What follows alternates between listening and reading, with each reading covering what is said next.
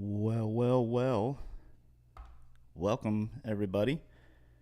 We are streaming here from the red Komodo X here in Edward Studios, aka the home office. How is everybody doing? Hopefully you can hear me, right? Yeah, I'm getting meters, so if you can't hear me, this is going to be a real problem. After that cinematic intro. Appreciate everybody joining. This is a coffee kind of day for me.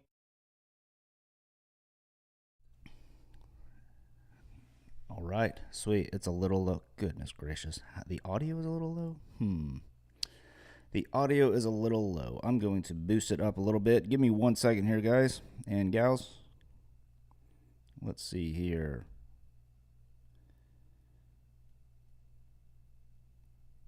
Boom. How about this? Maybe. A little low still? Okay. All right. Well, you gotta love YouTube.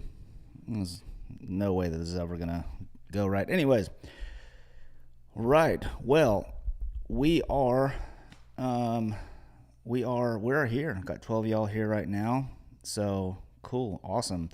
Let's go, Edmund, Elijah. Thank you for dismissing your class early today, so you wouldn't miss this. Tell your students you're welcome. And thank you for joining, seriously. Let's see, who else do we have here in the chat? Anson and Co, obviously. What's up? Appreciate you dropping by. I just learned that you are in the Raleigh area, so I've got some family up there in Durham, so hopefully we can link up at some point. We got Brandon. He said this is an absolutely or seriously epic music, so I better not blow this one. And I'm gonna 100% blow this. I probably already have. That's just my speed. Let's see, Josh. Yeah, you definitely setting this up for a pretty epic talk. Okay, so I'm stoked that everybody liked the intro. Basically, what that was is it was basically a compilation from my old reel, and I can't actually relicense the song through MusicBed anymore because that song is no longer on the subscription roster. So that's kind of annoying. But it was a cool song, but unfortunately that's on it. So I just went to Artlist and found something because, well, I know that Artlist isn't going to give me any troubles with that. So, yeah. And then I think the other video was another video that I just wanted to count down, something more interesting to look at than my ugly mug, or just sit there and look at a countdown. Figure why not enjoy something while you're waiting. I've on my meters right here, I can see a little bit of clipping, and so if I'm clipping at all, you let me know. But give you an idea of what we are working with now. So I've got the red Komodo X is what I'm streaming with, and you're looking at it right now, and I've got the mid 49 dual XLR going into input 1, getting phantom power, and then I am running the SM7B through a cloud lifter to give me a little extra juice into the Komodo X. And I have kind of moved things around. I got the mid 49, the side plate, which is really sweet, and basically it has a spot for that dual XLR adapter and then a little breakout box down there on the bottom. I don't know if I am going to get the breakout box or not, just because I don't know. I don't. The breakout box would be great if I didn't have the DSMC3 monitor, but the DSMC3 monitor basically opens up the EXT port for me for time code, and that's typically what I'm going to run it with. And if you can see, kind of at the top. I've got that red top handle on the side, and I've put just like my small rig Arca Swiss side handle on the side, just so just kind of change things up, kind of see how we got. So basically I'll have a solid handheld rig for both of my reds. I have a Komodo X and the OG Komodo. We are going to see if the cable was the issue or if it is the preamps or something going on. If you were here last week, you'll know that the audio started to get really quiet at about the 1 hour mark, and I did realize that I had the camera on probably for 30 to 45 minutes before that. So we're going to see. Hopefully the audio is clean throughout this whole stream. What else we got over here? So we've got, yeah, and then that's pretty much it. And then I'm running SDI out into the Blackmagic micro converter, SDI to HDMI. Great little tool there. Have battery power on there just in case power does for some reason go out. At least I won't have any issues there. So, and then I'm running into AC power. So that's kind of what we got going on there. Yeah, hopefully the audio will sound good throughout this whole stream. I think it looks pretty good. I mean, we're streaming on a Komodo X, so it better look good. It's a overkill streaming camera, but you know, it's actually the most capable camera I have. I have the Canon R5 here, which we'll talk here in a little bit. But I think the Komodo X is a pretty good camera to live stream with, which is pretty ridiculous. So now I am running into just channel 1 on the Komodo X, which would turn into channel 3 on the like internal mic channel. Channel 3 is basically channel 1, same as channel 1 on the input on the XLR module. So input 1 means channel 3 on the Red Komodo X, and what I'm doing from there, it's giving me a mono, or it's not sending out a mono signal out of SDI. It'd be really cool if there was a way for Red to be able to do that. But what I'm doing instead in OBS is what the streaming platform software or whatever I'm using. Basically, I just go into the advanced audio properties and select the mono channel so that you're not hearing everything in one ear. That would be terrible. I really hope that you're hearing it in both ears. So, yeah, that's what we got going on right now. Sweet. All right. Everybody's saying it's sounding good. Chris Tello, thank you for joining. Nick Brengel, sounds perfect. Honestly, sweet. All right, perfect. Justin Phillips in the house, sounds good. Awesome. Thanks for dropping by. Is that a Mutiny IO? No, it's not Mutiny IO. It's just the mid 49 stuff, and I kind of like that design for the AC side, I guess, of the camera. And I've got I got my Bright Tangerine stuff that I've kind of transitioned over to my OG Komodo because it has a really great basically chin strap or something to basically like hard mount the speed booster, the focal reducer on the Red Komodo X, or sorry, the Red Komodo. And the reason why that's great is it kind of becomes as solid of a mount as on the Red Komodo X in the sense that it doesn't have the locking ring, but it does kind of lock that in place. I'll have a video on that coming out here in a little bit, but that kind of gives me two pretty solid EF mount solutions for now, and then so anyways, that's kind of my thought process to that. Justin said, yo, so what's the deal with the color science? Just saw a thing on Facebook where people are saying the X and OG don't match. What's your experience of that? Yeah, the OG, it leans, in my experience, a little bit more green than the Komodo X. The Komodo X actually matches much closer to the V Raptor, which is awesome. And the OG Komodo, Canon R3D, not that big of a deal. It wouldn't even make sense to move the other OG over to see how it looks, because I'm using different lenses, so it wouldn't match anyways. But I found it to be a little bit more green than the Komodo X, but it's pretty easy to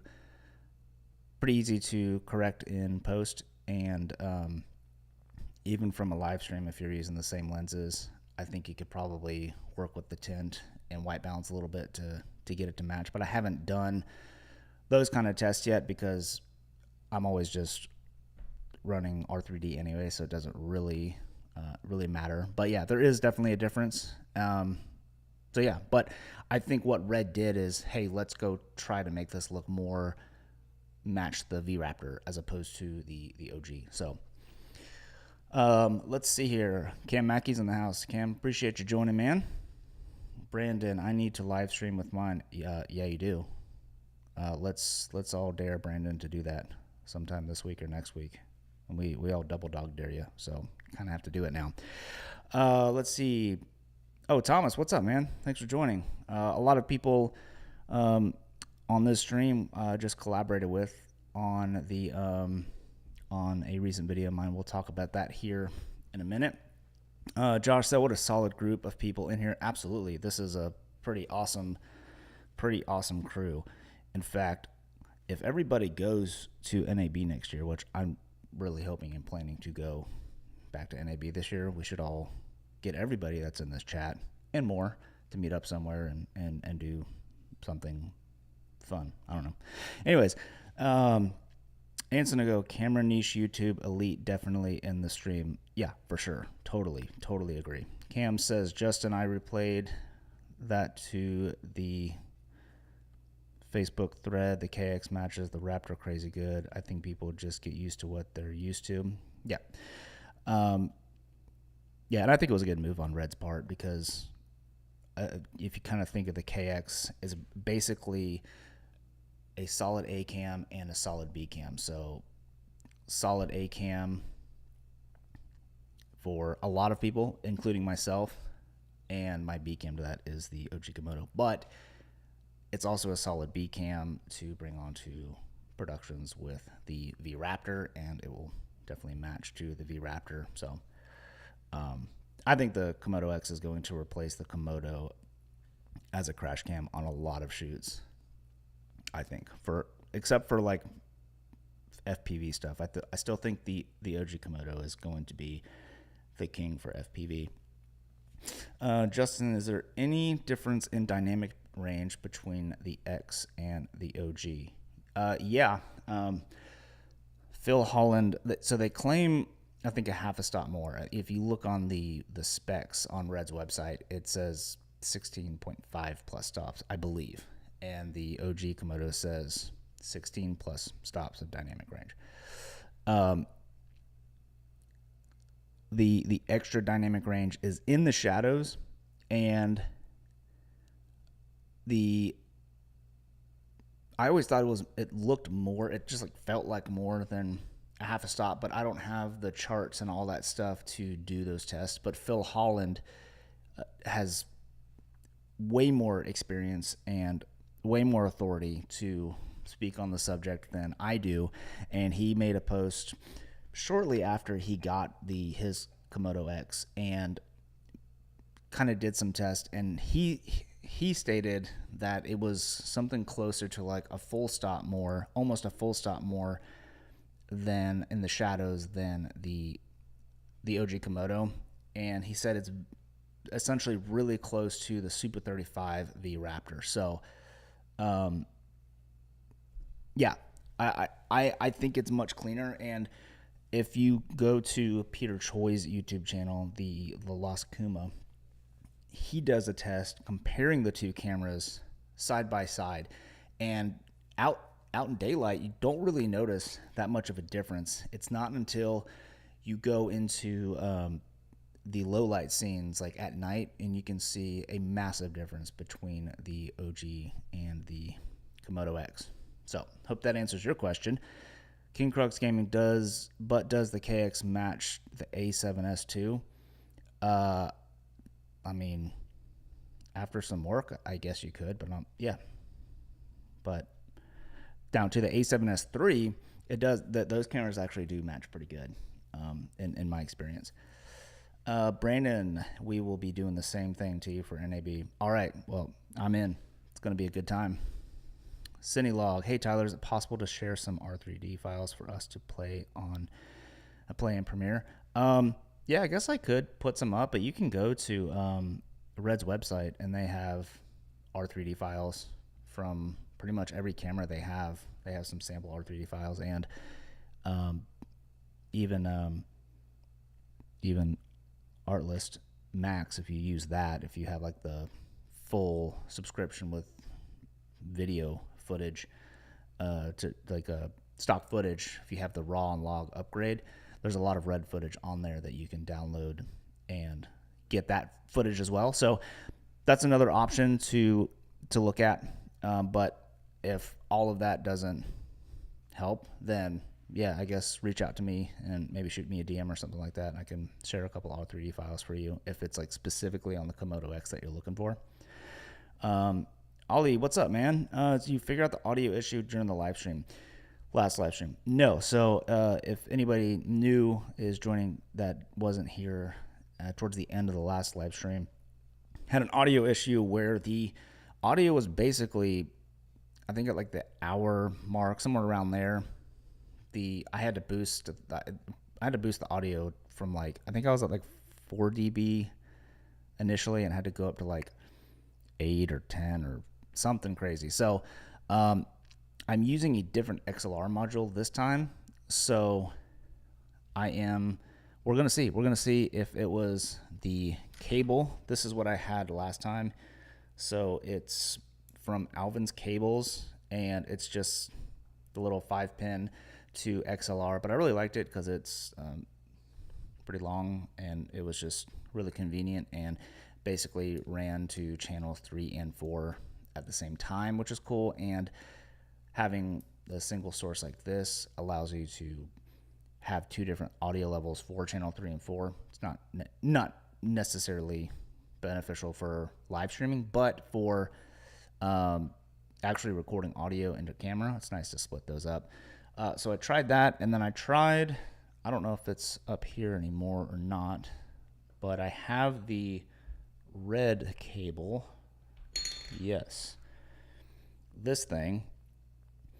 And this is the Red branded 5-pin to 3.5 mil. And it sounded terrible.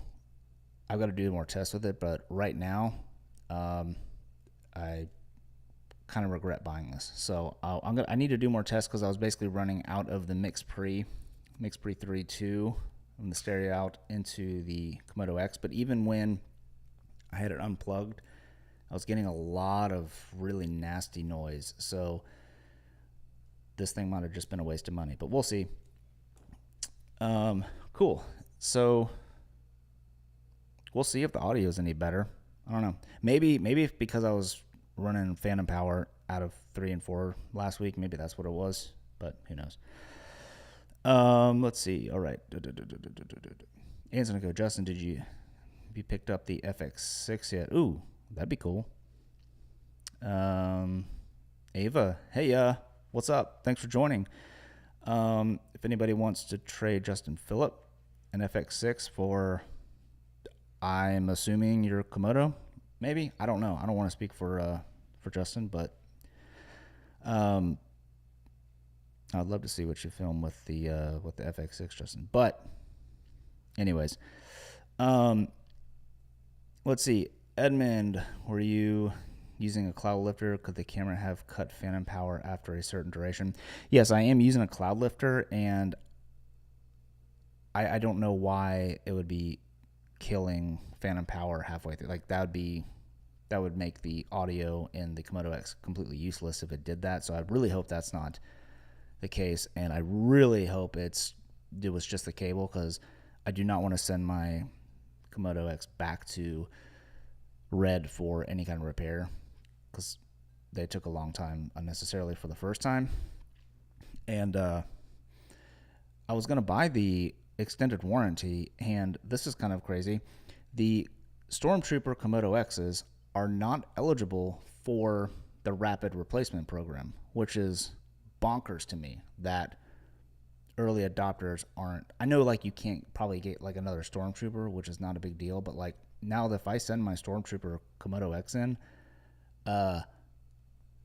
and I'm like out of a camera, I'm just out of a camera until they decide to get to the camera and repair it. There's no hey, we'll send you another one with the rapid replacement program. So that's kind of lame. Red should fix that. And yeah, anyways, yeah, Brandon, especially since that cord is like $100, totally agree. So Cam asks, what's your mic mounting setup for the Komodo X? So I will go back over to here. So basically I'm running the SM7B into a cloud lifter just to give me some extra gain, because this is a pretty weak mic. If I were using like an NTG5, I wouldn't need to do that. Running it into the input one of this mid 49 XLR adapter. You can see it there right on the side. That's the mid 49 side plate. Purchased this all with my own money too. So so I've got that running into input one, and that's mapped basically input one on the mid 49 XLR adapter is channel 3 on the Komodo X. So running phantom power out of the Komodo X for the cloud lifter to give the extra power to the cloud lifter. And that's what I'm doing. And then running the audio is going out of the SDI out on the Komodo X, and that is going into the microconverter, the Blackmagic microconverter, into the ATEM Mini. And then in OBS, what I'm doing is I'm basically, since it's only in channel 3 and it doesn't send a mono out for audio, what I'm doing is in OBS, there's a way to basically select in the advanced audio properties to make that audio a mono channel. So I hope that answers your question. I don't think I left anything out. So let's see. Ava came here from Blaine's Court. Oh, cool. Yeah, that's a fun little Discord. I really like it. Let's see here. Mogami is always a great option. If it fails, you can swap it out at a retail locations for a new one. Mogami. I don't know what that is. I'll have to look into that. I'm assuming maybe it's you're referring to something else, but if that's for the Komodo X, that's interesting. The X firmware is not in beta. This is the production build for the Komodo X. So let's see here. Chris, have you heard about the Live Air 3 smart LiDAR wireless focus lens from? Yeah, it's like their I have their Live Air 2, I think, and it's basically the Live Air 2 with a little a LiDAR sensor in there. And from what I've been seeing, it looks cool, and it works how it like works. I know a couple people have been testing them out, and they say it's pretty cool. Like it's pretty good, and you just gotta like. I don't think there's any kind of tracking or anything involved with it. It's just basically like whatever it's pointed at, and I think it's pretty much center of frame. But it's pretty cool that this technology is coming out. I mean, it makes it really cool for like anamorphic lenses, for example. It'd be really cool. Speaking of anamorphic, I'm hoping to get those the Laowa Proteus lenses and the 45 and 85, I think that's what it is, that set, whatever the like longer focal length set is. I'm hopefully getting a set of that in to test and do a project on. Let's see. So from your list, I see you don't use any cine zoom lenses on your Komodo X. Do you plan on to grab a cine zoom in the future? Yes, I really would like to get a set of the Laowa Rangers at some point, and that's probably going to be my next lens investment at some point. I've got so much gear that I just don't use as much anymore that I'm probably going to sell and hopefully be able to put that towards a set of Rangers because I really like them. Or if Lau just wants to be like really cool and give me a set and me make a bunch of content for them, that'd be cool. But I'm not that important, I don't think. So does that mid 49 adapter have 3.5 as well? No, it does not. It's just XLR. They might have an XLR, or sorry, a 3.5 mil version, but I'm not too sure. I know Brandon has something, a 3.5 mil adapter that works really good, and it basically instead of like this part being a female, it's a 5-pin to 3.5 millimeter male, so you can use it on like, whatever or whatever, shotgun mic that you have, like the NTG video mic NTG or something like that. And he says it works pretty good. So Brandon, if you're still using it, let us know in the chat if it's working out for you. And I probably will add something like that in the future when I don't need to run a big XLR mic on there. Quick interjection, everybody, please hit that like button for the algorithm to appreciate me. Did maybe YouTube actually notified anybody this time that I was going live? Back to our scheduled programming. Mid 49 have hit the ground running. Ali says, yeah, they have, and their stuff is super awesome. They are basically Ryan started, the guy that he and his wife have mid 49. They started. Ryan started Wooden Camera, and I think a lot of folks know who Wooden Camera is. And I guess he sold it or something, and since then he started mid 49. And I think I saw like a thing like the name mid 49 is literally like midlife crisis or something. I don't know. It was really funny how he explained the company. But yeah, so it's the founder of Wooden Camera, Ryan Shorman, I believe, started mid 49, and I really like the side plate for that, and it's really great. I love the bright tangerine stuff, and like most of my kit is still bright tangerine, but that side plate just for that XLR module is really, really nice. And I'm playing around with the red top handle to kind of see if I like it on that or if I want to move it over to the OG Komodo. All right, so Anson & Co. Okay, so you pre-ordered the Live Air 3 Smart, but canceled it because I'm waiting to see how it operates with larger matte boxes due to the fact that the lighter is on the motor itself. That's a great point. I didn't even think about that. It definitely seems like it's more of a it's got its limitations, but yeah, great point with the lighter. I don't have to add anything to that. Just off topic, what platform do you use to stream with? Asking for a friend.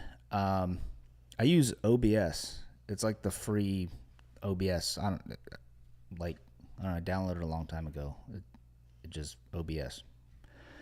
But it's free. There's better things than it, I think. Like, I'd really like to use one of the things where I could bring on guests and stuff and pull up the comments. I'm not always looking at the computer screen to read your comment. Well, I guess that's just not stupid, but anyways, you get the point. It'd be more engaging for you to see your comment pop up on the screen. I think that'd be fun. But the main thing is I'd like to be able to bring people on to this live stream. That'd be really cool. And then you asked, do you use the live switcher? Yes, I use the A10 Mini from Blackmagic. It's the HDMI version, so I have the micro converter that goes from SDI to HDMI into channel 1. And then on this camera angle, basically I've just got my this is my OG Komodo, and I have the Small HD 702 Touch on there, and I just use the HDMI loop out on that to go into the second HDMI channel on the switcher. So that's kind of what I've got going on right there. Let's see. Brandon said, yeah, that's exactly what it is. It's by Alvin's Cables. Okay, cool. Yeah, I'm considering getting that one. So taking a look at my audio right now. How far are we into this stream? It says it somewhere on here. 33 minutes, and sounds like we're still going strong. So cool. Justin, oh, well, that's his company. Yep, that's his company. So King Kruk Gaming, I didn't get the notification, but I saw Brandon Talbot was here, so I said, why not? Well, I mean, if Brandon's here, definitely why not? I mean, totally. Maybe I should bring Brandon onto the live stream one time. I don't know how I do that with OBS though. So it'll take me probably like 5 years to figure that out. It's like wooden camera 2.0, Justin says. Yeah, pretty much. It seems like it. Cool. So, a lot of folks that are on this chat, I did a little collaboration YouTube video with. Everybody was super cool about joining in, and it was about the R5 Mark II that is rumored to come. There's not an official R5 Mark II, okay? Just to be clear before anybody freaks out.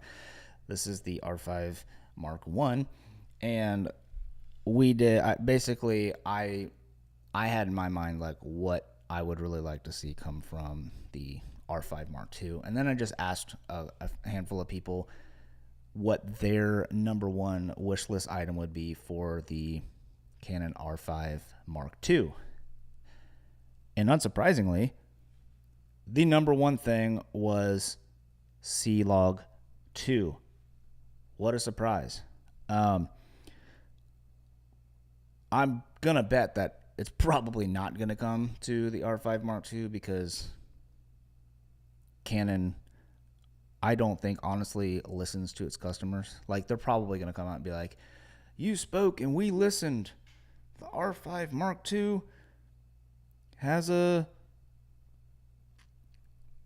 no record limit, and we are delivering it with Canon Log 3, our most popular log profile, which, yeah, it's your most popular because you don't give us C-Log 2. Nobody would use C-Log 3 if you had C-Log 2. The only times I know when people use C-Log 3 is if they're using an R5 or an R5C with their C500 Mark II or C300 line of cameras to match a little bit more to the weakest link of the camera setups with the R5 shooting C-Log 3. So everybody wants C-Log 2. I honestly think I would predict that if the R5 II doesn't ship with Canon Log 2, I think that will be the last string for a lot of creators out there that have held on to the Canon ecosystem, holding out hope that the Log 2 will eventually come to their mirrorless line of cameras. If it doesn't, I have a feeling a lot of people are just going to jump ship, probably myself included. I love the R5, the form factor, but I have like a couple of RF lens. I have the 15-35 and the 24-105 and a couple other like the 16 millimeter one. All my other lenses are EF lenses. So if that's the case, then I'll just sell the R5 with my RF lenses and then put that towards a Sony body and more EF lenses. So yeah. Oh yeah, this has started the comments. I like it. Yusef, give C-Log 2 to the R6 Mark II as well. Yeah, that'd be cool. I just give it to every camera. Like, why not? R5 II, will it come with a stacked sensor? I have no idea what anything with the future Canon cameras are going to come with. But my only hope with the R5 II is the fact that the 5 series are typically they're like flagship video cameras in the sense that like they've pushed a lot in their 5 series cameras. Like 5D Mark II obviously kind of revolutionized things. The 5D Mark III got much sharper 1080p. The 5D Mark IV got 4K. So there's always been improvements. A lot of it has been in resolution, but then they added Canon log into the 5D Mark IV. Then the R5 came out, and then we got Canon log 3. So maybe we'll get Canon log 2. Probably not, but it'd be cool. Let's see. So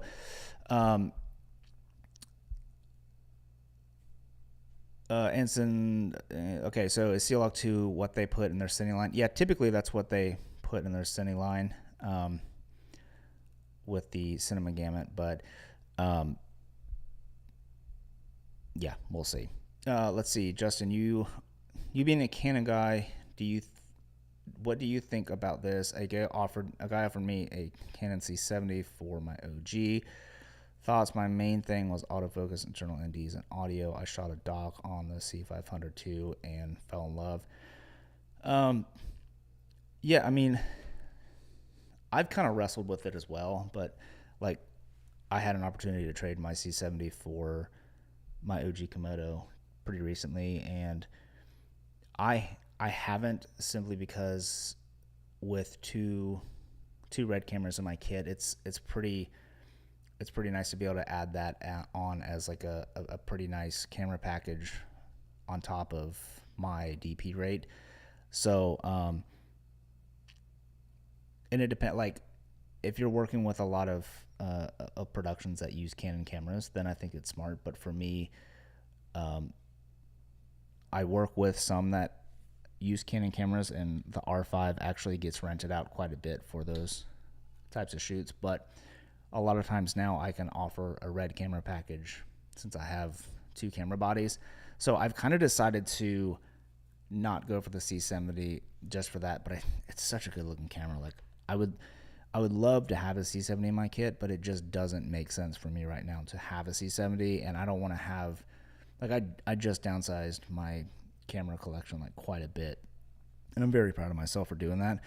And I feel like I'm using all the cameras in my kit now fairly equally. I would say the OG Komodo is getting less use these days, but it's still important to have in my kit, I feel like right now, just for what I was just mentioning. So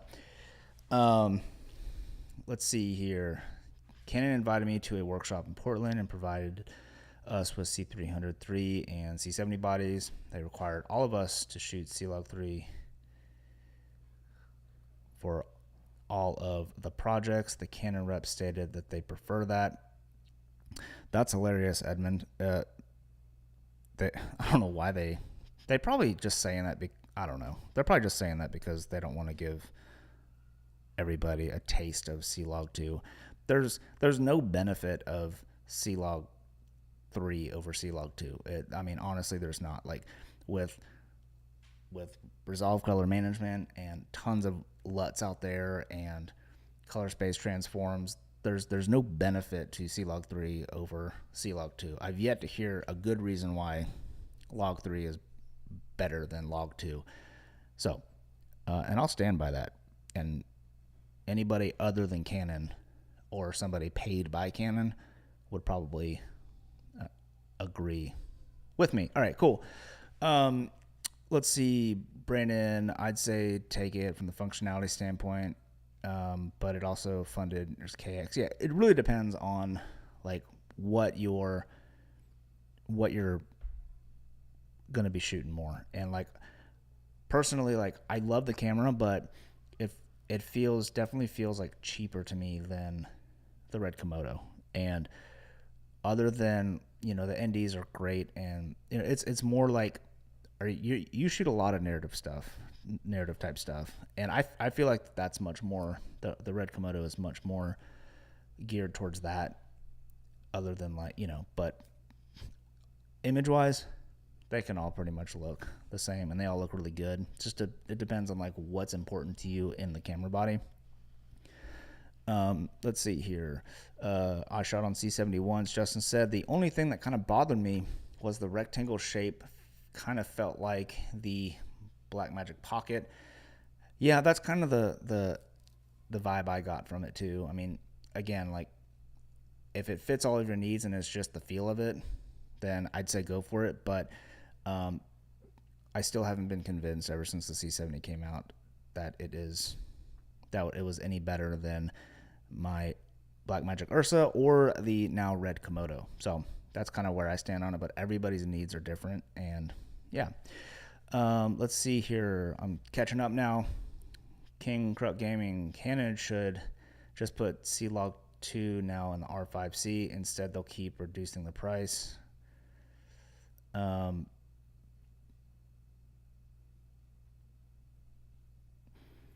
Brandon saying something about the Leica something, but I'm having a hard time catching up with that. We'll go back to that. Ollie, so he says, I feel we have at least one significant R5C for a more update before the Mark II. Yeah, that'd be great. I'll trade Justin my C70 with full one camera kit for the OG Komodo. Uh-oh. Things are getting spicy. We might have a deal made in this live stream. R5 II or just wait for the R1? I was actually just talking about this with my buddy Griffin Conway. He does a lot with Canon. And honestly, like, I think the R1 is going to be a superior stills camera. But the R5 for me, from a stills perspective, I don't do sports a lot. It's mostly lifestyle type stuff and that kind of stuff for my client work. And I've never felt limited from the stills performance of the R5. And at that point, it really kind of just depends. Like, do you prefer the smaller form factor or the full size body? And having owned the 1DX line of cameras and the 5 series cameras, I just prefer the smaller form factor for a lot. I mean, I've done jobs with the 1DX, jugging up a climb, and that with the Komodo is a lot of weight to carry up, and this would have just been significantly lighter to bring up with me. So it just depends. Like, I honestly, the R1 probably is going to be an amazing camera, but that's just probably not going to be something for me unless, like, that's the only R mirrorless body that they come out with and ship it with C-Log 2, which they probably would do something super lame like that. Let's see. Is the difference of dynamic range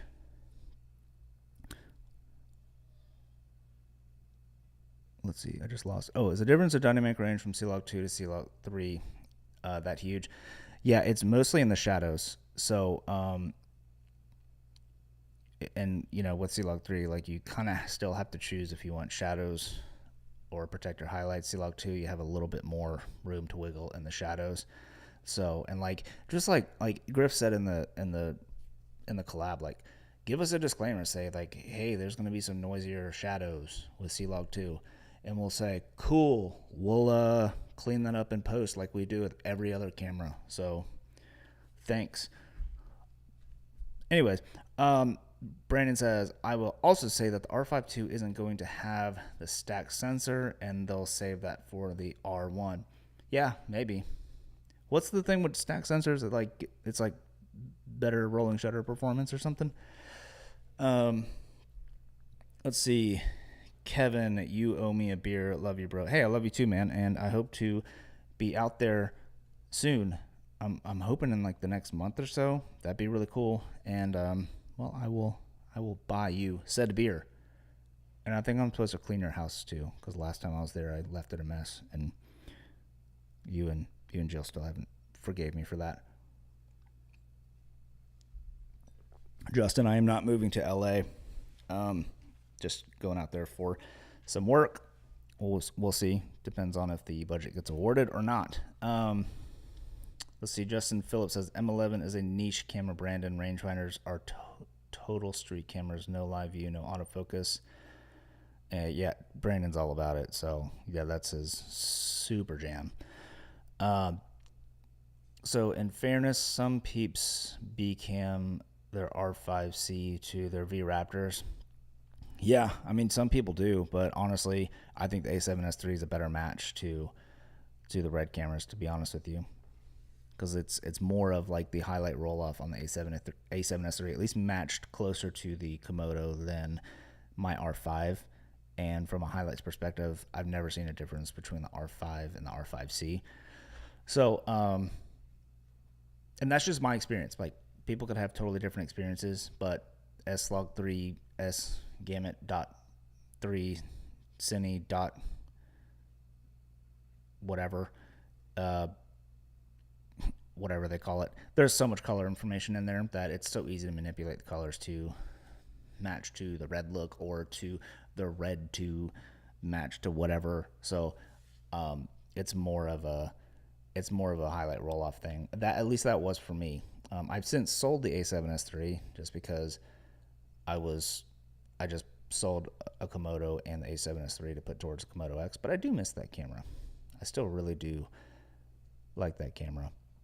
Kind of regret selling it, but you know, oh well. Now I don't have as many cameras. I have 3 cameras now. It's awesome. Komodo X, Komodo, and the R5, which is great.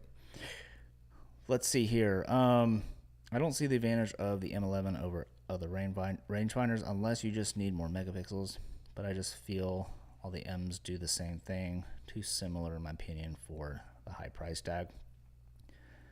Yeah, I just want a Q3, honestly. Like, that's probably like, unless the R5 II, basically, the R5 II comes with Canon 2, I'll probably just get the R5 II. If not, I'm probably just going to sell that and a couple lenses and just fund that for a Leica Q3, because then that would just be my stills camera, because that's pretty much what I use my R5 for, except for like the occasional vlog. And if that's the case, whatever, I'll just do video on the Q3. I don't care. So Justin said, well, really, I need to test that highlight roll off. Yeah, I posted a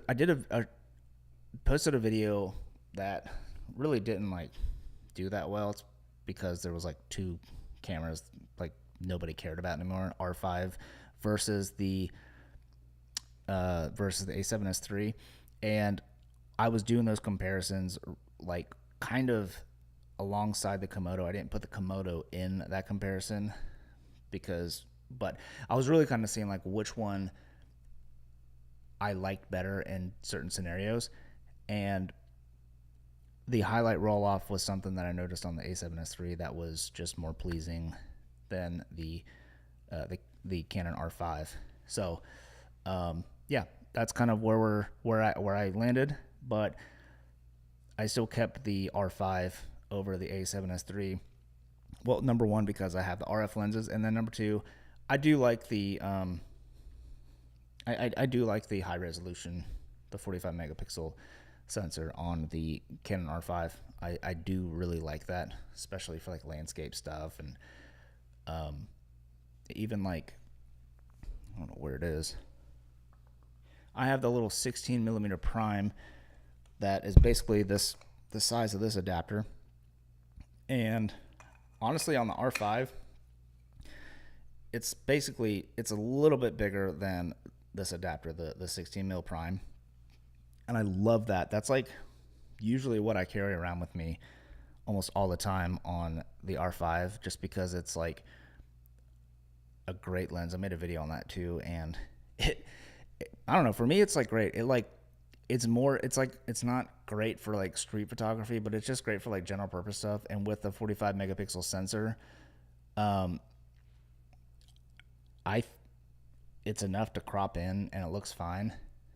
Be cool if it was like a 1.4, but I'm waiting for Canon to come out with a 24 RFL series lens, and I have a feeling that's going to come out alongside the R5 II announcement, or maybe the R1 announcement.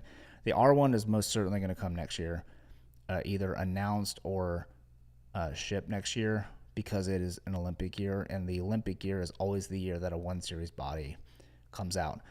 So that makes me think that the R5 II is either going to come right before that, maybe like an announcement later maybe in the fall.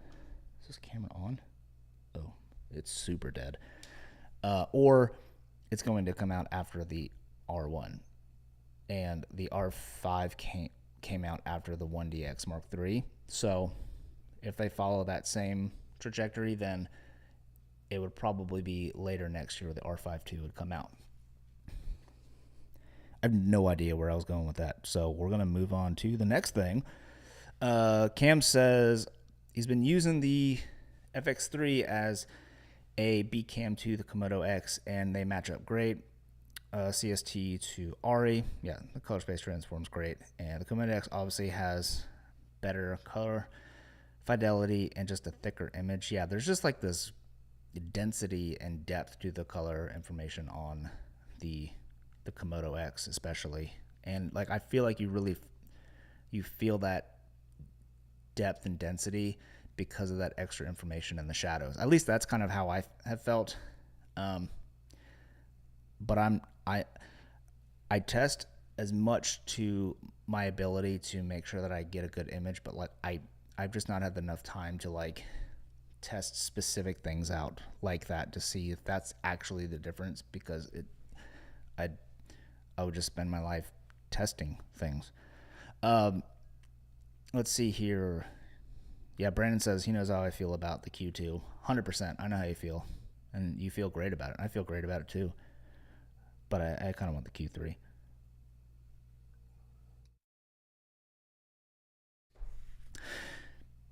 Ava, not sure how you pronounce it, but how do you distribute your budget percentage-wise with camera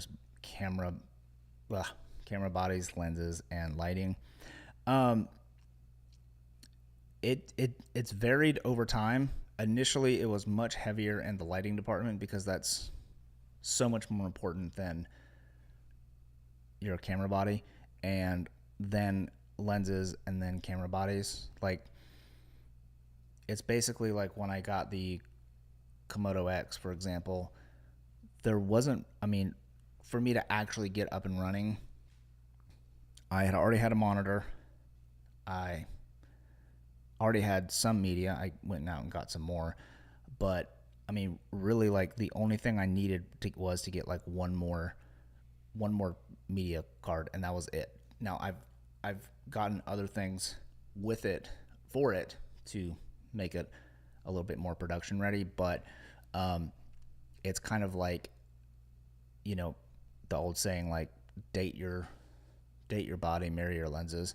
That's kind of how I feel. Like, marry your lenses and your monitors, or date your monitors for a very long time. Like, I've had my Small HD 702 Touch for years, and it still looks great, still works great. So to answer your question, how do I distribute my budget percentage-wise? It is just kind of varied over time, to where now it's probably more heavily in the camera body department, because I've acquired those things like lights, tripods, monitors, those kinds of things early on in my career, because I knew those things were going to outlast any camera body.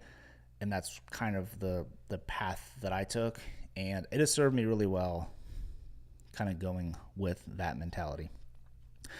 Kevin, on the KX, are you using any IO expanders? I am not. I am using this mid 49, this side plate on it, kind of testing that out with that the mid 49 XLR adapter, and that seems to be doing good. We're coming up on like almost an hour, and it seems like my audio is still doing better. So I'm hoping that's good news. About if you tuned into my stream last week or saw my post on the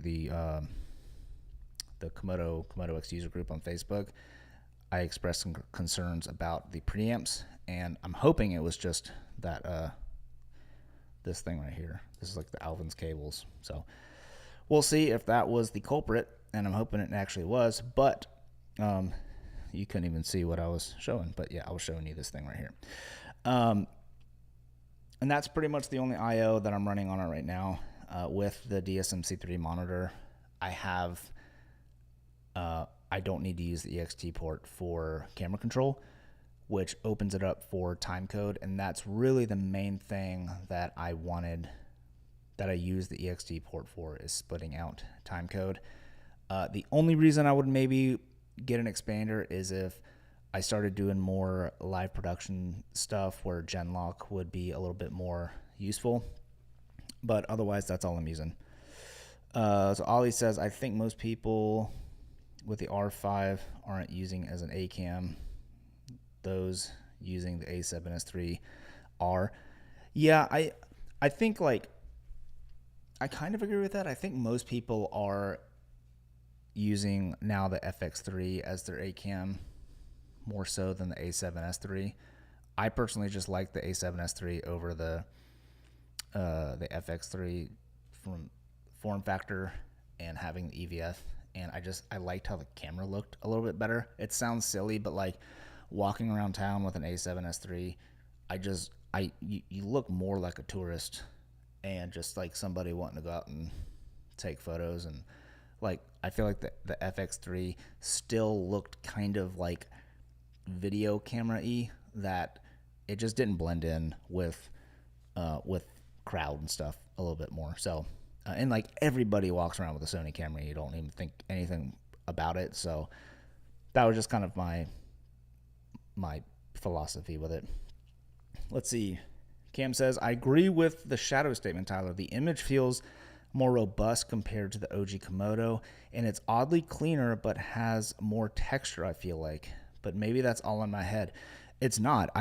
It's not all in your head, Cam. I agree with you. I really think there's just more depth. It's the shadows. It's got to be. But it really is just a much more like rich. It's just much richer than the OG Komodo. And that's not to say the OG Komodo is not doesn't have those characteristics. The Komodo X just feels more so, and I think it's because of that extra information in the shadows.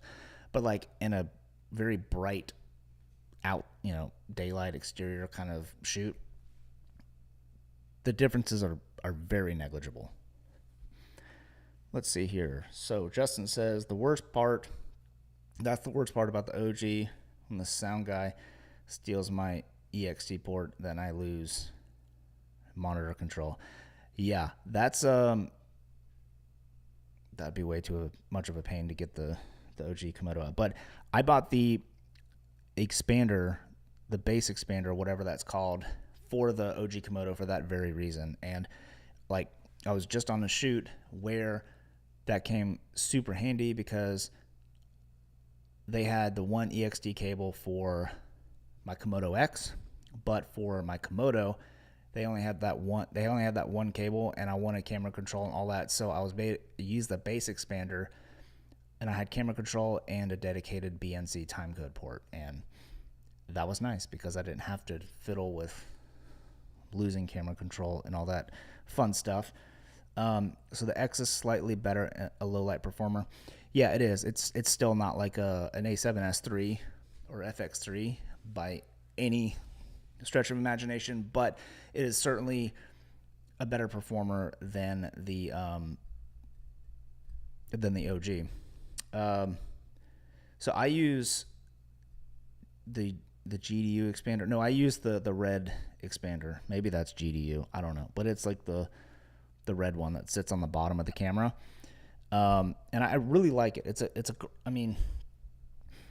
It's kind of obnoxious, like the EXT cable, the way it like wraps around. I don't know why they didn't just use a right angle one, but and it'd been really cool if they put like pins on the bottom of the camera. But again, it's not an A camera. Like it was never designed as an A camera, and like these things are like kind of clunky, have a clunky design because they're designing it around a crash camera. So I kind of get that, but that little base expander makes life so much better. The major issue that I have with it is it raises the camera up so that it's not your standard LWS height anymore away, from the lens. So that's probably the most annoying part. And if I'm running like a follow focus, what I'll do is I'll use a little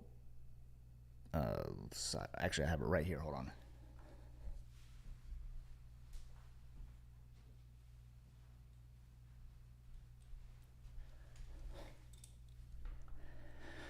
So I use this thing right here. This is Bright Tangerine, and I'll just run this into one of the side plates of the Komodo, or for to put a rail in, and then I'll use that for my follow focus motor.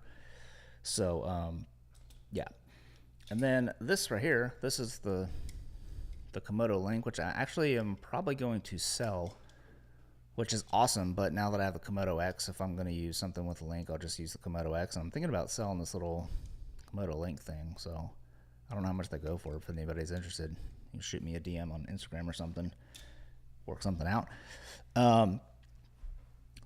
So yeah, we are sitting at almost a little over an hour, and audio is still sounding good. So as we sit right now, I think it might have been the cable. After the stream is over, I'm gonna probably leave the camera on for another hour and just see if the levels stay the same.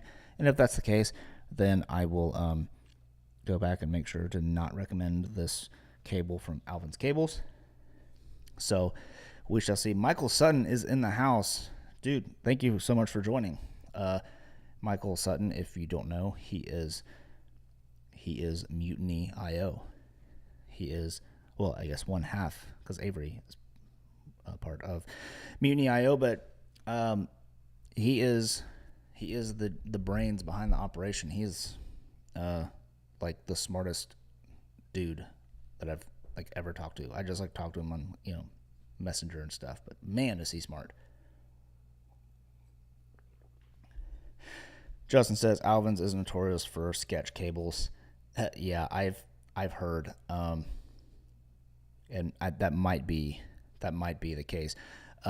Michael, since you're on, do you make 5-pin to either XLR or like 5-pin to this, not female, but like 5-pin to male? I would really like to have that. This is the red one, and it does not, like, I got to do more tests, but I was trying to test it out before I started this live stream, and it got a ton of noise, ton of static and stuff.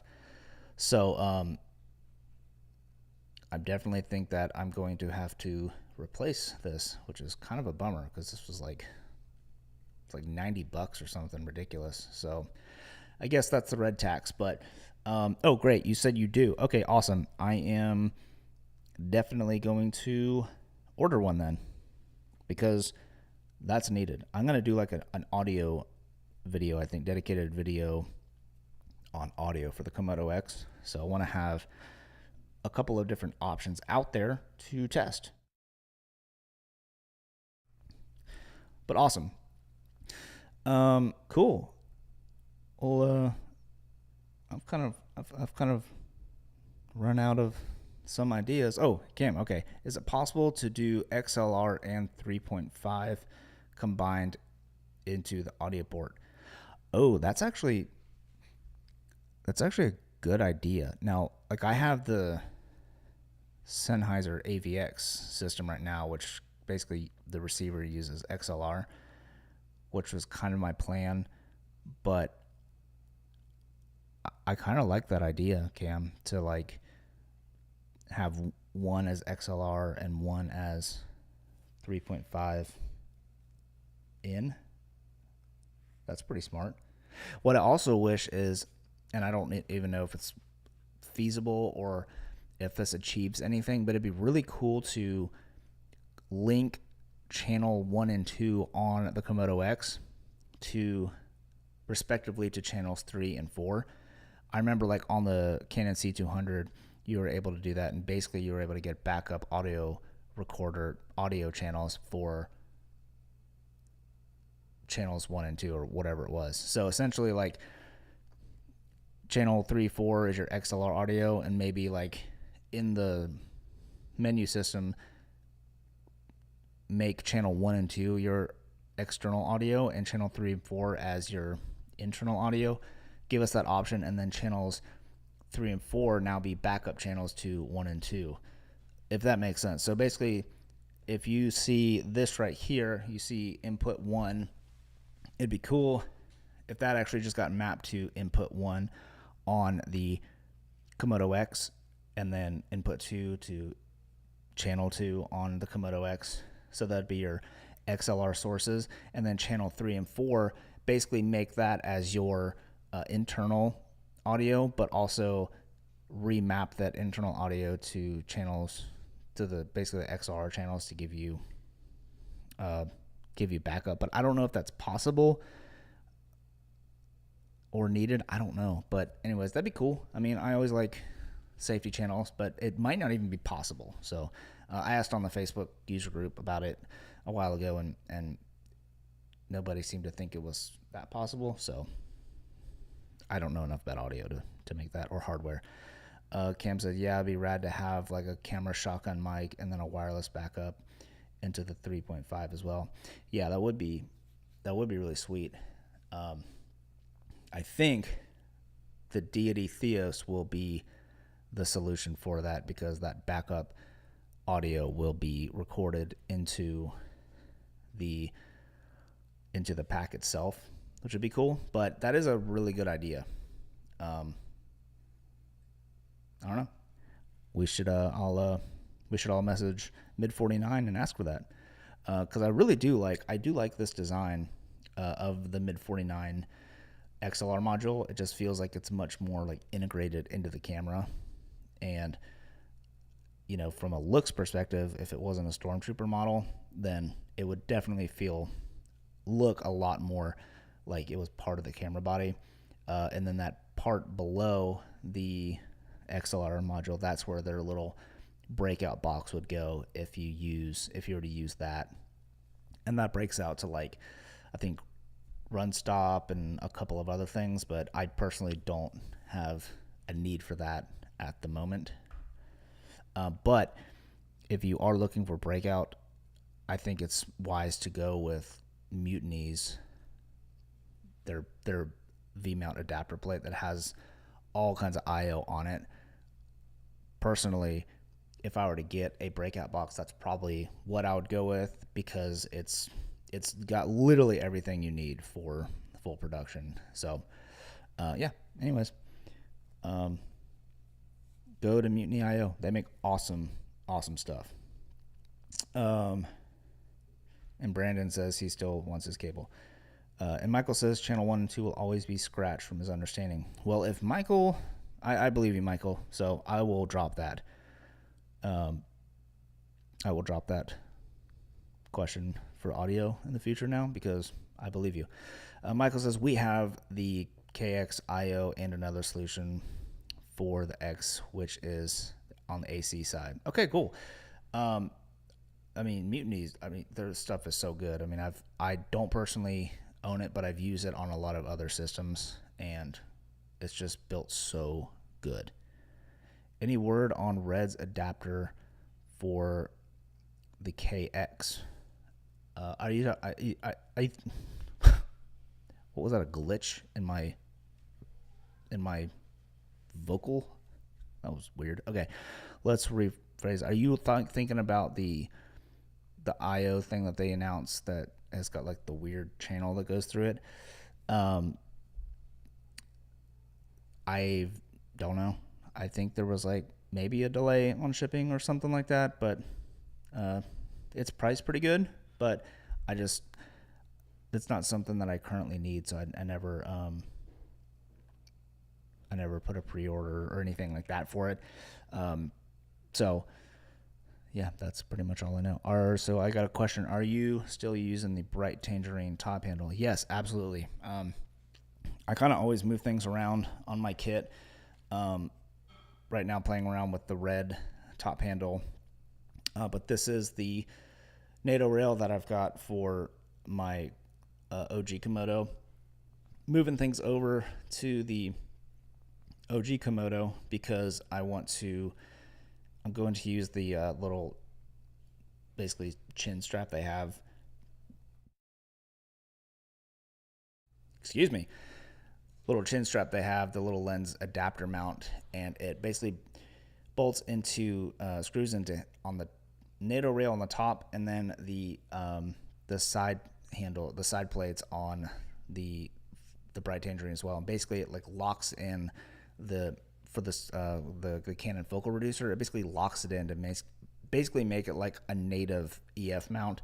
So I'm going to play around with that and kind of see how I like that for the OG Komodo, and then on the Komodo X, I'll use another bright tangerine side plate for the Komodo X, and at that point, I would use the top handle on the OG Komodo, because that top handle is probably my favorite top handle I've ever used, the bright tangerine one. So we'll see.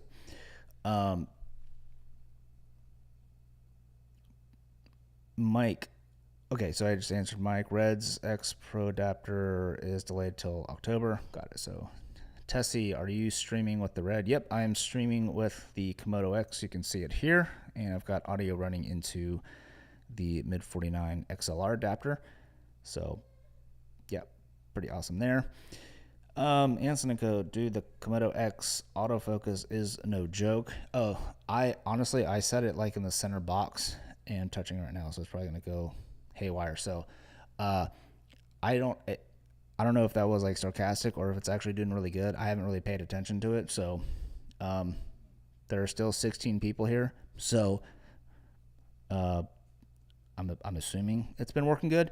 It does work pretty good. I mean, I'm pretty impressed with it. I mean, it's pretty good. No, it's okay. Like, it works good in perfect conditions, and I would say this is a pretty perfect condition. Very contrasty, and I'm not moving around.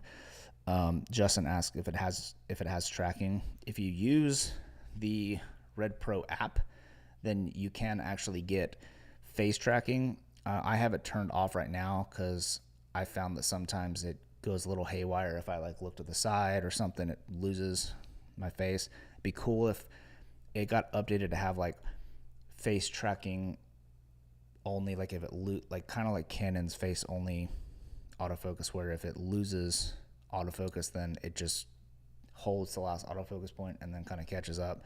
But the autofocus like really tries to catch up and pulse a lot. So let's see. So really, why can't they put it in the OG? The OG, as I understand it, is basically maxed out in memory, as I understand it, for firmware updates. Like, I don't think we're going to see anything revolutionary come to the Komodo OG in terms of firmware updates. I think what we're going to see is maybe some improvements and stuff like that, but I just don't think we're going to see any improvements beyond that. I think, or any changes beyond that. I think like it is what it is. So,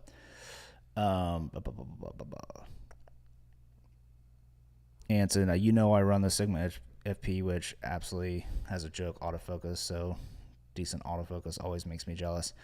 So I guess it does sound like it's decent. Yeah, I mean, it works. Like I said, it works good for some situations, but it's not something that I'd ever rely on for anything,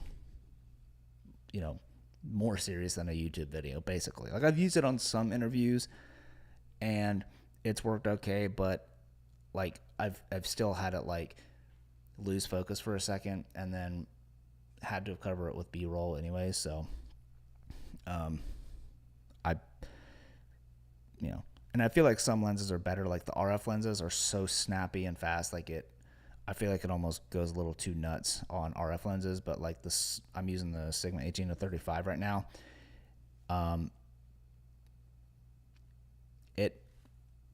It's not the best autofocusing lens, and I think that's like an advantage on the Komodo X and the Komodo. So, let's see here. I can tell JJSC text, as you can tell, you're streaming on the Red. The dynamic range and the color is great. Yeah. Well, I'm glad that it looks good. That's really good news. I definitely got a lot of lighting going on. Let's see if I can connect to the lights right quick.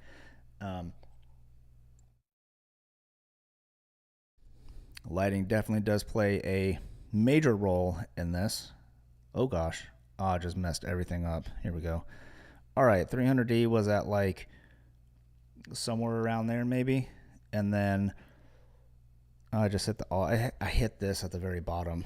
And now we're just in like super moody stream.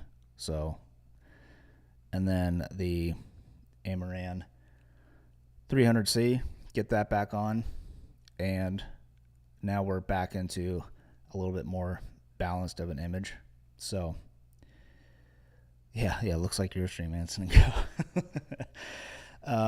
Yeah, I prefer the more bright and vibrant look. Now I'm trying to bring back, I have no idea what my 300D was at. Was it that? Yeah, that's fine. That looks okay. But yeah, the Komodo X does look really good. I'm just using the just Rec 709 output. I'm not running any kind of LUT. I did use a LUT one time on an older stream, and I think I had like I had made like a Vision 3 kind of LUT to monitor with for like a specific project, and when I was streaming with it, everything was like super green because the room that I was in beforehand had like really dark walls and it was more of a moody look. And it was so green. I watched it afterwards and I just took the stream down because it was so bad. But this I think looks better. I streamed last week and I was pretty stoked on it. So let's see here. Yeah, now it's an Anson stream. Let's see. Brandon says the box AF is great. Love using it, but the face tracking is no bueno. Yeah, that's kind of what I found too. I have a feeling like it'll improve, but for now it's not. But for now it's just not great. Okay, so we are at an hour 20, about the same length of time I think that my camera was on before. Does my audio? I know probably like I've lost a little energy since I started the stream. Been talking for an hour straight, but does the audio still sound levels wise okay? It looks like it's kind of still hanging around the same level as it was before. So let me know if it's gotten any quieter or if it's still sounding good, because this is basically like my test to see if it was hardware or cable related, or if it's like internal to the camera related. So okay, cool. Audio is still sounding good. That's great. This I need a sip of water. This is not sponsored by the Harris Teeter Seltzer Grapefruit. Nor is it sponsored by Deity, but I love Deity. They're such good people, and their products are so good. Their products are amazing. I cannot wait to get my hands on the Theos. I'm so excited about it. That's like, I mean, what a game changer of a system that's going to be for so many people out there, whether it's like just getting into filmmaking all the way to like professionals. Like, what a game changer. Just almost dropped my coffee all over the place. Let's see. You use MixPre 3.2, so you have float as well. Yeah, so I actually had the MixPre right here, and it's plugged into my computer because I was going to switch the audio over to the MixPre if the audio got really bad and got quiet, but it seems like it's doing pretty good. So that's good news. And I love how this R5 has just been like chilling here the whole time, just vibing out here, hanging out with everybody on the live stream. Yeah, but I have the MixPre, and that's like what I typically will run audio into for interviews and stuff. But for YouTube, it's like I've just been running audio directly into the Komodo X.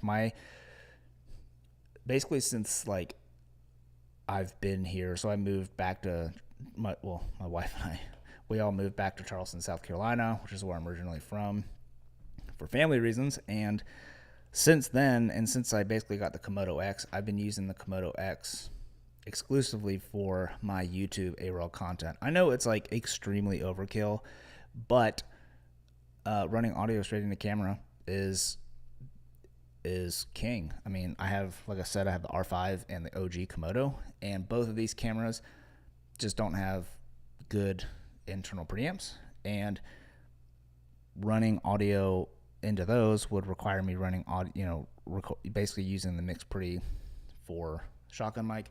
The Komodo X can just run phantom power to either my NTG5 or to the cloud lifter thing going into this SM7B, and that's just amazing. Like, it's so cool.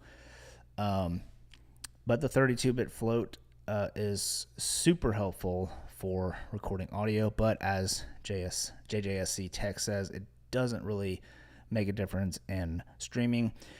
Justin, basically 32-bit float is kind of like shooting in RAW. Like, think of shooting in ProRes 422 versus R3D.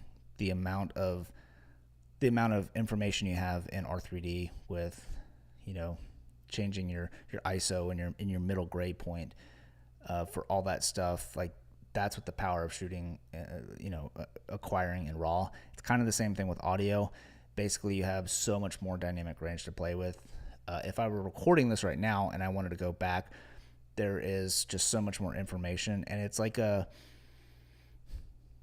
was touching on this a little bit with the Komodo X image compared to the OG Komodo about like this depth and richness to the image.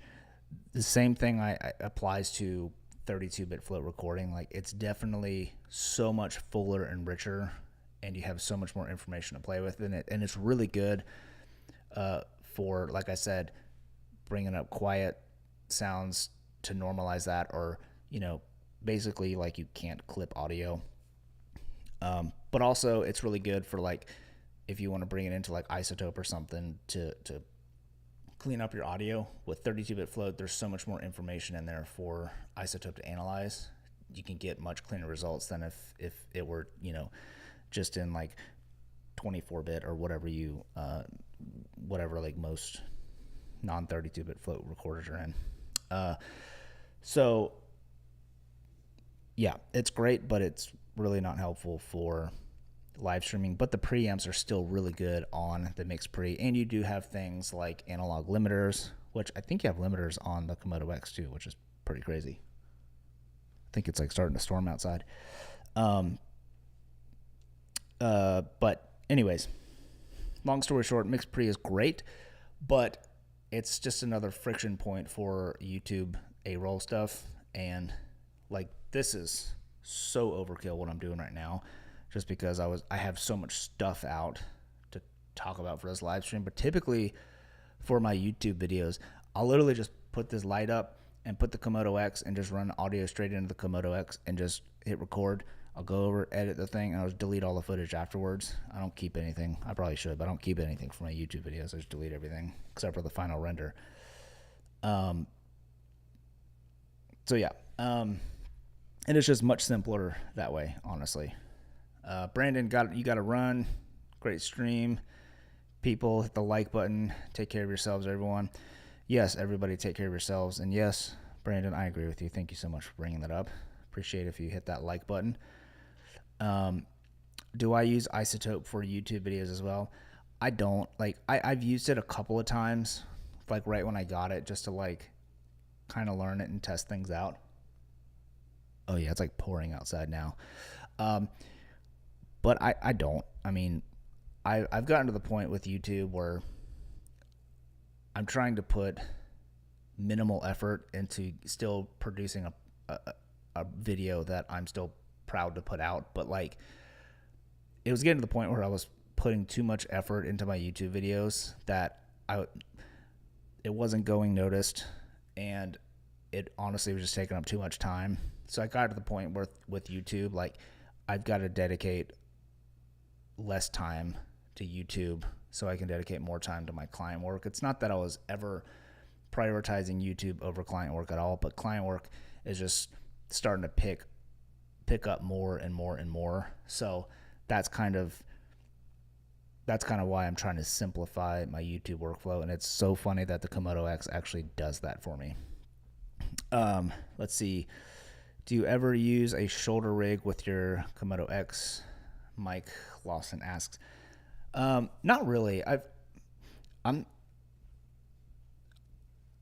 never been like a huge fan of running shoulder rig for like a smaller camera setup. Now, like for something big like the Canon C700 or like an Alexa or even the Ursa, a shoulder rig was nice if I had an EVF. But for most of the stuff, I prefer to either just run handheld or maybe with an easy rig. And with the Komodo X being so lightweight, I personally just don't feel the need to use a shoulder rig. And it totally depends on the shoot and like what the shot calls for. But for the most part, because of how lightweight the Komodo X is, I've never really felt the need to do shoulder rig stuff. And I'm not doing like that long of takes to really have the need for a shoulder rig for the most part. Obviously, there's a caveat to everything. So say Justin, you had the mix pre for a while, but never fully understood audio. Yeah, that's kind of how, usually just hire a sound guy. But, during the pandemic, when crews and everything got smaller and a lot of things went to one-man band operations, that's why I went with the Mix Pre 3.2, so I could just basically record in 32-bit float audio and not have to think about it and worry about anything while it was recording, because I knew I'd be able to recover anything. Like, I used the Mix Pre 3 like a lot on. I did a lot of filmed a lot of like training, like tactical instruction for one of my clients and some other stuff in the tactical industry. And like I would actually run audio into the Mix Pre 3.2 and like the gunshots would not clip. Like it was crazy. So it was crazy. I could like literally bring everything down. It was insane. Let's see. So what do you use for NDs? Do they have a color shift? Right now I'm using the Breakthrough Photography X4 VND. Let's see if you can see it. I don't know if you can see it. You can't even see it in there. Oh, the light that was on there is off. The X4, I think it's called the X4 VND. It's basically, it drops into the Canon OEM adapter. Let's see here. See if you can see it now. And yeah, you can just barely make it out. But that's the Canon drop-in variable ND filter, and I'm running the Breakthrough Photography X4 VND into that. And the reason why I'm using that is because it's much cleaner than the Canon one. Because now Josh Satin actually did a video on this, and he found that like the Canon one was actually more accurate.